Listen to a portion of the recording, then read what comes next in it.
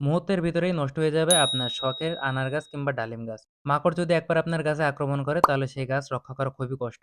আমার গাছকে আমি কিভাবে মাকড় মুক্ত করি সেটা নিয়ে আজকের ভিডিও। আপনারা দেখতে পাচ্ছেন আমার গাছে প্রচুর পরিমাণে মাকড়ের সমস্যা। এটার জন্য ১ম এ যেটা নিতে হবে সেটা হচ্ছে ভার্মিটেক যে কীটনাশকটা রয়েছে কিংবা মাকড়নাশক রয়েছে এটা আমি ব্যবহার করব।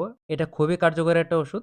এটার পরিমাণ যদি আমি আপনাদের বলে দিই, ১ লিটার যে পানিটা দেখছেন এই পানির ভিতরে আমি মাত্র ১ মিলিগ্রাম দেবো। এটা দেওয়ার পরে ভালোভাবে খুব ভালোভাবে বোতলটা ঝাঁকিয়ে নিতে হবে। ঝাঁকিয়ে নেওয়ার পরে আপনারা গাছে খুব সুন্দরভাবে স্প্রে করে দিবেন। স্প্রে করবেন, পুরো গাছটা ভিজিয়ে দিবেন। আরেকটা জিনিস মাথায় রাখতে হবে, মাকড়নাশকের ক্ষেত্রে আপনার গাছে প্রতি সপ্তাহে ১ বার করে স্প্রে অবশ্যই করতে হবে। রুটিন মাফিক ধরে করতে হবে। অনেকেই এই ভুলটা করে, একদিন করে আবার মাঝখানে গ্যাপ দেয়, আবার তারপরে করে। এই জিনিসটা কোনো সময় করা যাবে না। আনার গাছ কিংবা ডালিম গাছ যে গাছটা বলেন না কেন, আপনার গাছ যদি আপনি সুস্থ রাখতে চান, অবশ্যই আপনার ভার্মিটেক বা এই জাতীয় মাকড়নাশক আপনার গাছে স্প্রে করাই লাগবে। তো আপনাদের ডালিম কিংবা আনার গাছের কি অবস্থা অবশ্যই কিন্তু আমার কমেন্ট বক্সে জানিয়ে যাবেন। দেখা হবে অন্য কোনো ভিডিওতে। ততদিনে সকলে সুস্থ থাকুন। আল্লাহ হাফেজ। টাটা।